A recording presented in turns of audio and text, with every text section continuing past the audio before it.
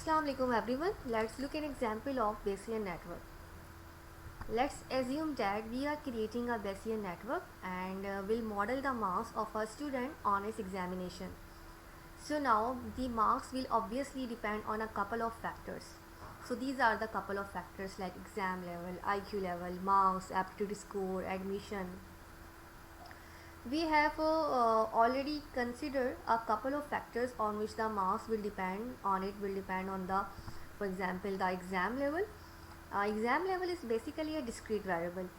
It can be difficult or easy. So if you look at the figure, you can see that the exam level is directly connected to the marks, meaning that your marks is dependent on your exam level. Next factor, we have a IQ. So IQ of the student again is a directed variable. Yeah, we can say simple discrete variable that it can take two values, high and then the low, right? So your marks are directly connected or dependent on your IQ level. So marks are also dependent on exam level, and then your IQ level also dependent on marks. So these are the relationship. Now the other factor is obviously marks. Now marks will in turn predict whether or not a student will get admitted into a university. Now this admission into university is represented by a variable A. So the probability of a person getting admitted into a university will depend upon his marks, right? So you can see in the diagram too, marks is also dependent on admission. Admission is also dependent on the marks. Now an additional note that we have added here is that the IQ will also predict the aptitude score of a student, meaning that your aptitude score is basically dependent on your IQ level. So I have represented this distribution through directed acyclic graph and a conditional probability. You can see the table that is connected to each of these nodes. These are basically the conditional probabilities of each of the node, right?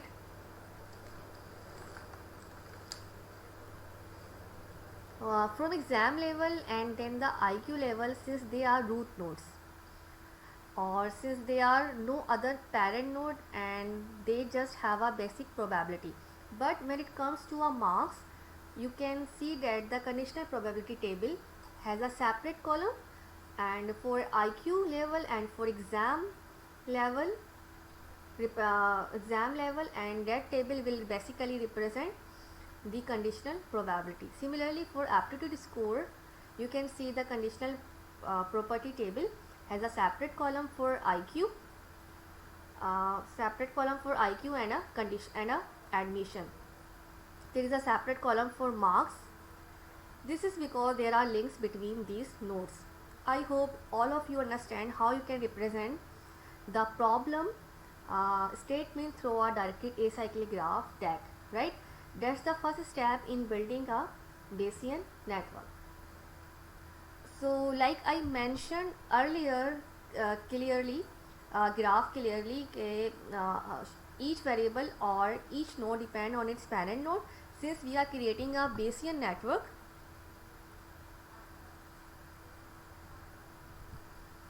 here we are creating a Bayesian network that will model the marks of a student on his examination based on his performance.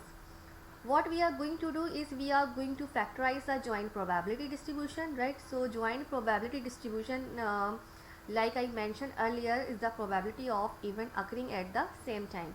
So if you take a look at the slide, there is a formula for joint probability distribution. I mentioned all the variables,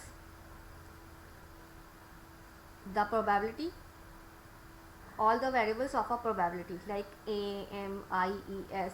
So let's see what each of variable represent. So let's see the first variable, the conditional probability of a represent a conditional probability of a student getting an admission based on his marks. If I talk about the second variable, represent a conditional probability of a student marks given his IQ level and exam level. If I talk about the third variable, denotes the probability of the IQ level. It may be high or it may be low.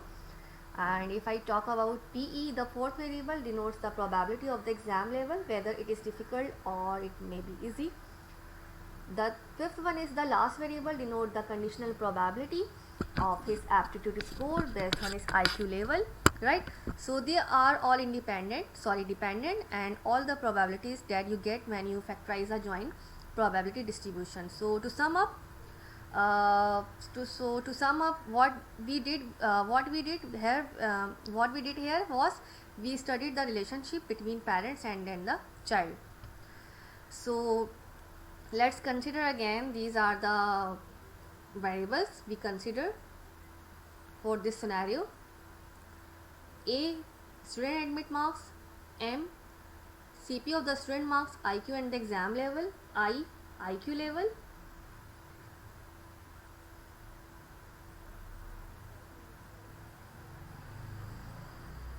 And so on.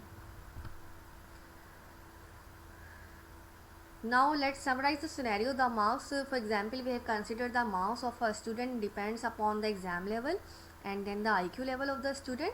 Similarly, the aptitude score depend upon the IQ level, and finally his plan of getting into an university or getting admission depend on his marks. So represented this with a directed acyclic graph, and then we measured the joint probability distribution. Now we have noticed already there is a pattern like this, like the probability of a random variable will always depend on its parent node. That's why we can formulate the Bayesian network as this equation. So here is xi basically denotes a random variable whose probability depend upon the probability of its parent node. Actually, probability of random variable depend upon its parent nodes. That's why it's written px of I parent xi. The most simplest and effective technique that are applied in predictive modeling in descriptive analysis. So now to make this more clear, let's build a Bayesian network with the help of Python language in next tutorial. Thank you.